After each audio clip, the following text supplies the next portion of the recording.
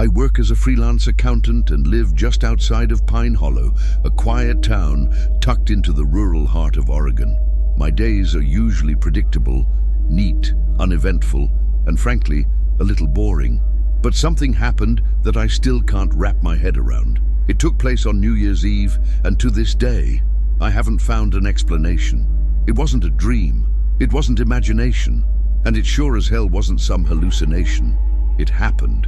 And the scariest part is, it could have happened to anyone. Every late December, I get a handwritten letter with the unmistakable cursive of Mrs. Margaret, the mother of my childhood friend, Noah. Her family hosts a New Year's Eve dinner at their ranch, located deep in the countryside, completely off the grid, where the dirt roads narrow into shadowy paths once the sun goes down. It's a yearly tradition, and even though the drive is a hassle, the invitation always warms my heart. The place is cozy, old folk music playing on the porch, hot cider steaming in mugs, homemade stew simmering on the stove, and the kind of hugs that feel like family. Since I turned 20, I hadn't missed a single celebration. But this year, something felt off the moment I started the car. The temperature had dropped hard that week, and the air was unusually heavy, like it was holding something in. I brushed it off, thinking it was just the change in weather.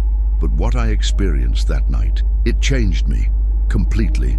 The road leading to Noah's ranch isn't complicated, but it's definitely unsettling. No streetlights, no phone signal, just a stretch of dirt trail flanked by towering, gnarled trees that bend inward like the ribs of some ancient creature. There are no houses along that path except one, a single concrete cabin leaning against the hillside, windowless, with a rusted tin roof. I'd always assumed it was abandoned, though from time to time I'd catch a dim flicker of light glowing from inside. That night, as I passed it, a strange discomfort settled over me, a pressure on my chest I couldn't explain. It wasn't fear, not yet. It felt more like the silence was watching me, watching. And if you're someone who loves true horror stories, the kind that make you question what's real and what isn't, then hit that subscribe button and turn on the bell, because what I'm about to share has no logical explanation. Up until that point, nothing had prepared me for what I was about to witness. Sometimes, all it takes is one figure standing on the side of the road for everything to unravel. It happened right there, between the trees, where I saw something that simply didn't belong. I remember that stretch clearly, a long bend followed by a straightaway where the branches closed in tighter than usual. No other cars for miles, just my high beams slicing through the thick, ink-like darkness. That's when I spotted something pale, just ahead, barely visible in the brush. I eased off the gas, thinking maybe it was a bag or a deer crossing, but it wasn't. It was a person, a woman, standing perfectly still on the right side of the road, her back to the woods.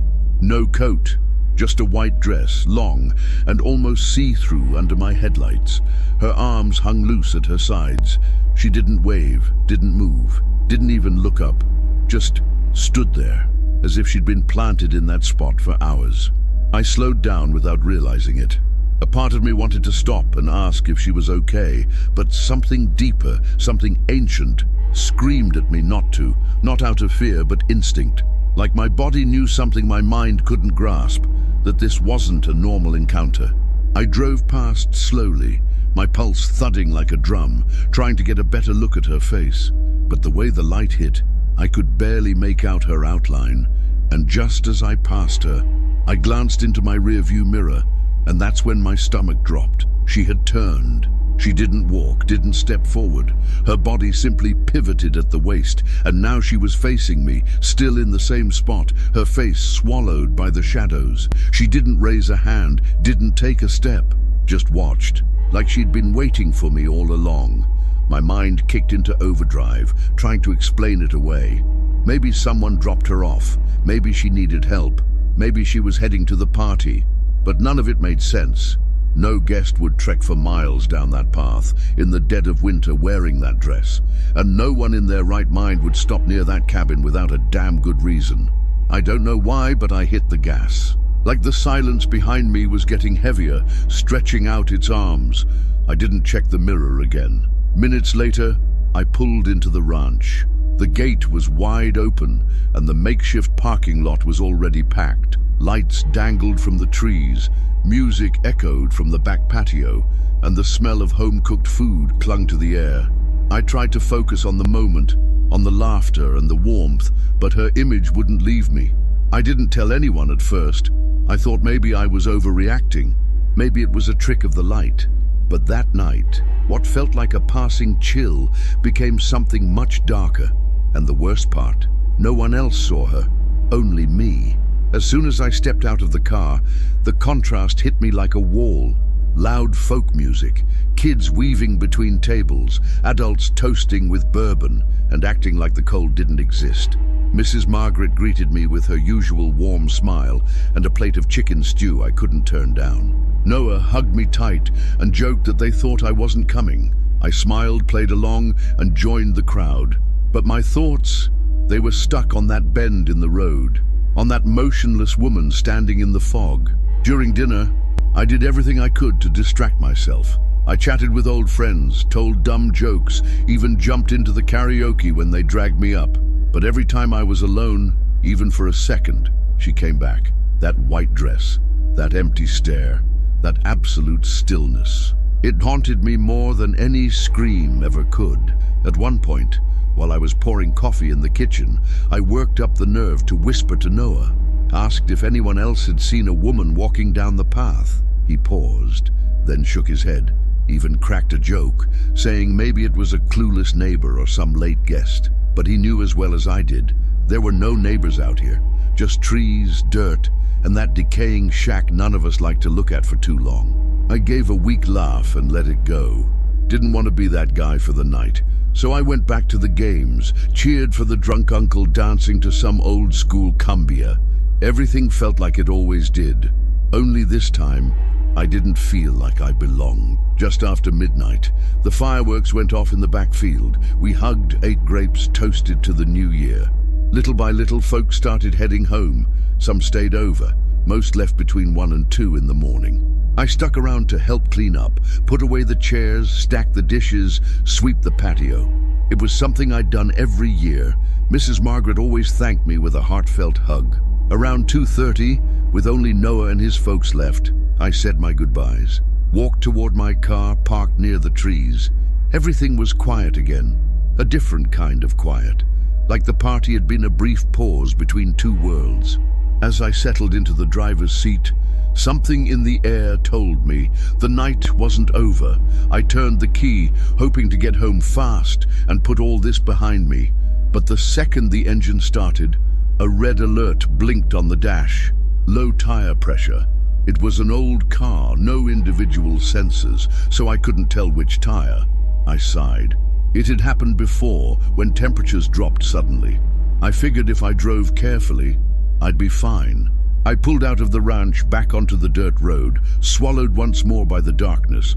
Not a single car in sight. No sounds, no lights. Only my headlights cutting through the void, just enough to stay on course. I'd been driving 5 minutes when I felt it. The car began to shake, just a little. The steering wheel stiffened. Then that sound, like metal dragging along the ground.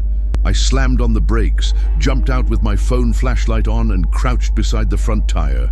My stomach twisted when I saw the shredded rubber hanging in strips. It was destroyed. I walked around the car. All 4 tires were in the same state. This wasn't a blowout. It wasn't wear and tear. It looked like someone, or something, had ripped them apart on purpose. My heart started pounding. No cell signal, nothing. I was stuck in the middle of the woods, more than 15 minutes away from the ranch, with no way to drive out, no way to call for help, and completely alone. I tried to stay calm, told myself maybe one tire had burst and the rest got damaged from driving on the rim. But deep down, I knew better. The slashes were uneven, deep, and jagged, like claw marks. I got back in the car, locked the doors, and just sat there in the dark. Cold air seeped in through the cracks. My palms were damp, and the sweat chilled fast. I thought maybe I'd wait until dawn and walk back to Noah's house. But just as I started to settle down, the wind stopped. I don't mean it slowed down, I mean it stopped. Like someone had hit a mute button on the outside world. The branches froze, no rustling leaves, no nightbirds, not even crickets. Nothing. The silence felt unnatural, forced. And that's when the worst part began. I sat still, trying to process it. But the silence, that damn silence, was what disturbed me the most. I've lived near rural areas my whole life. I know the sounds of the woods, the hum of insects, the breathing of the trees. Nature is never silent, never. And yet there I was, surrounded by a stillness so thick it felt like it was pushing against the windows, like the air itself had frozen in place. I turned off the flashlight to save the battery and stared straight ahead, not wanting to think, not wanting to imagine, just breathe. That's when I heard it. A crack, sharp and quick, like a branch snapping under pressure. It came from the right, deeper into the woods, where the trees were thickest. I leaned forward, straining to hear. Another crack, then another. It was as if someone, not something, was slowly walking among the trees. I clenched my jaw, told myself it could be an animal, a deer maybe, a fox, something normal, but it wasn't. The pacing had a rhythm, a human one. I leaned over to the passenger seat and opened the glove box, desperately looking for anything that could make me feel safe. Just papers, an old flashlight with dead batteries and a rusty screwdriver. I slammed it shut. Then I heard it, a voice. "I see you." I can't even describe what that did to me. My heart stopped for a moment. Every hair on my body stood up. It was soft, feminine, calm, not threatening. And somehow, that made it worse. It came from the woods, not a shout, not a scream, just a whisper, but clear as day. I froze, couldn't move my legs, couldn't breathe right. It felt like something invisible was inside the car with me, crushing my chest. Seconds passed, or minutes. I don't know. Then she spoke again. "Do you see me?" That second whisper snapped me out of it. I grabbed my phone, turned the flashlight back on, and aimed it toward the sound. My hands were shaking, the beam jerking left and right, until it landed on her, standing at the edge of the road, between two twisted mesquite trees. The same woman I had seen earlier, only now I could see her clearly. The white dress was filthy, soaked in mud and dark stains. Her hair hung messily down to her waist. Her skin was pale, almost glowing under the flashlight. She had no shoes, and her face, I can't explain it completely. It was like part of her jaw was missing, but somehow she was still trying to smile. And that's when I knew she wasn't human, she wasn't alive. And yet, she was there, with me. My phone's light stayed locked on her, but I didn't dare move. I held my breath, terrified that any noise might make her step forward. She didn't move. She didn't speak again. She just stood there, watching. Her once delicate dress now clung to her like a soaked sheet, stained with something far worse than dirt. Her skin had the color of old wax, untouched by the sun for years. But it was her face that burned itself into my memory. It wasn't right. The skin drooped on one side, revealing bare bone. Her jawbone jutted out where flesh had been ripped away. And still, she tried to smile, showing jagged teeth, as if mimicking a person without truly knowing how. My legs begged to run, but my brain couldn't send the signal. I was frozen, sick to my stomach. I thought I might pass out, and just when I was sure I would collapse, she took a step toward me. That was enough. I broke. I turned and ran. Ran like I never had before. No direction, no thought, just raw terror. My phone bounced in my hand, the flashlight flickering wildly across the trees. Behind me, I heard twigs snapping, leaves crunching. She was following, but not like a person. No footsteps, no breathing. It was like she glided through the forest, her presence betrayed only by the branches that cracked as she passed. I didn't look back. Something inside me said if I saw her again, I wouldn't make it out. The trail twisted. I tripped more than once, cut up my arms, tore my jeans, but fear numbed the pain. I just wanted somewhere, anywhere, with people, with light, with a door I could lock. My mind screamed that Noah's house was too far, but my legs kept going, faster than ever. I saw the old cabin ahead, the one I always passed in the car, recognized it by the rusted roof, but something deep inside told me if I went in there, I'd never leave alive. So I ran right past it, straight toward the ranch.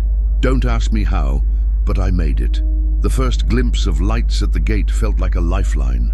I burst through the fence, pounding on the front door, gasping, yelling for help. It felt like my soul was clawing its way out of my mouth. When the door opened, I nearly collapsed. It was Mrs. Margaret. Her expression shifted from confusion to alarm in seconds. She grabbed my arm, pulled me inside, and shouted for Noah. I couldn't form full sentences, could barely breathe. All I could say was, "She's there, she followed me. I saw her, she looked at me." Noah rushed in from the hallway, groggy and barefoot. He didn't ask questions, just grabbed a blanket and wrapped it around me. They sat me on the couch, handed me water and waited for me to calm down. And then I told them everything, from the moment I saw that woman on the road, to the chase through the forest, to the way I crashed into their door like a dying man. They didn't interrupt, didn't doubt me, just exchanged uneasy looks as if remembering something they didn't want to say out loud. Finally, Mr. Harris, Noah's father, stood up and locked every door and window in the house. He didn't say a word, just did it. They offered me the guest room. I didn't want to be alone, but I knew I couldn't leave. There was no way to get home, no signal, no explanation I could give my parents for not returning. I went upstairs. The room was simple, single bed, small nightstand, a window facing the backyard. I laid down but didn't turn off the light, left the door slightly open, just in case. But I couldn't relax. My skin felt like it was burning, my muscles tight, my chest locked in a vice. I shut my eyes, tried to focus on breathing, on anything but her, but the thought slipped back in every time. What if she's still out there? The night dragged on. The silence inside the house clashed with the storm in my mind. I thought I heard footsteps a few times, told myself it was the house settling, the wind in the trees. I didn't believe it, but I needed to. Eventually, fear gave way to exhaustion. I didn't dream, I just fell into a black void until a sound woke me. Soft, repetitive, like someone gently tapping on the window glass. I shot up. The clock on the nightstand read 3:14 a.m. I don't know why that time stuck with me, but it did, because that's when it started again. The sound wasn't loud, not violent, just 3 light knocks on the window, not a bird, not a branch, knuckles from outside. My body froze instantly. I didn't move. The ceiling light was still on, but dim, and the window had no curtains. It was fully exposed. From the bed, I couldn't see who or what was outside, and I didn't want to. I held my breath, hoped it was in my head. But no, another knock, softer, like it knew I was awake, like it was waiting for me. Then I heard it, that same voice, the one from the woods. Only now, it was clearer, closer. "I see you." My stomach churned. My ears rang. It couldn't be real, but it was. She wasn't yelling, wasn't frantic, just speaking, like we were having a quiet conversation. And that calmness was the most terrifying part. I didn't move, didn't speak, didn't cry. I just tried to disappear, to become invisible, hoping she'd think she got the wrong room. I don't know how much time passed, 5 minutes, 20. Then suddenly, nothing. No knocks, no voice, just silence. Even then I didn't move all night. I stayed frozen, curled up on my side, staring at the wall, waiting for the sun to rise. Fear held me like a hand clamped to the back of my neck, tight, invisible and unrelenting. When the first rays of sunlight crept through the window, I finally exhaled. I heard movement downstairs, footsteps and voices in the kitchen. I came down with a hollow look on my face. Noah saw me and instantly knew something else had happened. I told him what I heard, what I felt. His mother didn't say a word. Mr. Harris got up and headed straight for the backyard. We followed. He checked the dirt beneath the guest room window, walked toward the big elm tree that stood near the fence, and that's where he found it. An old knife, rusted, wooden handle, cracked in half. It didn't belong to the family. None of them had ever seen it before. And that could only mean one thing. She had followed me to the house. The knife was still there, half buried in the damp earth, right beneath the window, where the voice had whispered to me hours earlier. Mr. Harris used a stick to lift it, careful not to touch it. Dark, dry stains marked the blade, and though no one said it out loud, we all knew that wasn't mud. "Did either of you leave this here?" he asked, looking at Noah and his wife. Both shook their heads. I'd never seen it before either, and no one else had been in the yard that night. Mr. Harris went inside and called the local sheriff's department in Cascade Ridge. He kept the explanation simple, said someone had been lurking around the property overnight and they'd found a weapon in the yard. They agreed to send a patrol to inspect the area. While we waited, Mr. Harris decided to investigate more thoroughly. He walked the full length of the fence line toward the back of the property, where the woods thickened. That's when he found something else. Deep slashes on the trunk of a tree, like someone had carved the same spot over and over with a blade. Beside it were scattered feathers, bits of fur, and the remains of small animals. It looked like something had been hunting there. When the deputies arrived, one of them, a younger guy, asked me to tell the whole story. I did. The woman in white, her face in the rearview mirror, the shredded tires, the whispers in the forest, the chase, the knocks on the window, and finally, the knife. The young officer watched me without blinking. He didn't laugh. He didn't roll his eyes. He just listened, jaw tight, breathing shallow. When I finished, he asked, "You know that old concrete cabin? The one halfway between here and the state highway?" I nodded. "Always figured it was abandoned," I said. He looked at his partner, then told us something we weren't ready for. "Years ago," he said, "a woman was seen living there off and on. No one ever knew her name. She didn't talk to anyone. Locals just called her the Lady in White because of the long dress she always wore." "What happened to her?" I asked. "One night, she disappeared," he said. "Somebody claimed they saw her walking into the hills, covered in blood, never seen again." The officers went out to inspect the cabin. Hours later, they called back. Nobody was there, but around the building, they found animal remains, dissected, as if someone had carved them up with disturbing precision. There were marks in the dirt, broken branches, signs of recent movement, but not a single human footprint. The question no one dared ask aloud was the one tearing me apart. Why me? After that night, I never took that road again, not even during the day, not even with someone else in the car. Whenever there's a get-together at Noah's place, I go the long way, through Route 34, down past Maple Falls. Adds over half an hour to the trip. I don't care. Safety isn't something I take for granted anymore. For weeks after that New Year's Eve, I couldn't sleep without a lamp on. Every creak in the walls, every thump on the floorboards, every shadow near the window brought me right back to that moment.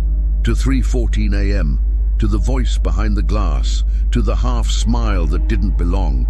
It wasn't just fear, it was something deeper, like a part of her stayed with me, inside me. I tried to rationalize it, tell myself it was a prank, some cruel coincidence. But how do you explain a chase through the woods, a knife buried in the yard, animal corpses outside an abandoned building? Sometimes I wake up in the middle of the night with this urge to look out the window. I never do. I refuse, because if I saw her again, I don't know if I'd survive it twice. I talked to a few folks around town. Not everyone believed me, of course, but an older woman, Mrs. Louise, who lives near the edge of the ridge, told me something that chilled me to my bones. "Sometimes," she said, "the things we don't understand don't want to be understood. They just want to be seen." I asked if she'd ever heard of the Lady in White.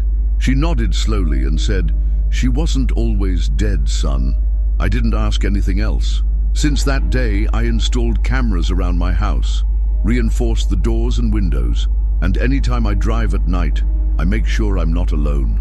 I carry an extra flashlight, a backup battery, and, maybe it sounds crazy, a knife in the glove compartment. I don't think I'm paranoid, just careful. Because once you've seen something like that, you understand. There are things out there, things that exist outside what we know, and they're not always looking to hurt you. Sometimes they just want to be seen, to be remembered. But what still haunts me the most, what truly keeps me awake, isn't the road, isn't her face, isn't the whisper in the woods. It's the question, how did she know where I was? How did she find me after vanishing into the trees? Because if she could follow me all the way from those woods to my friend's house, then what's stopping her from coming back? Any night, any hour, any window. And since that morning I've learned one thing I'll never forget.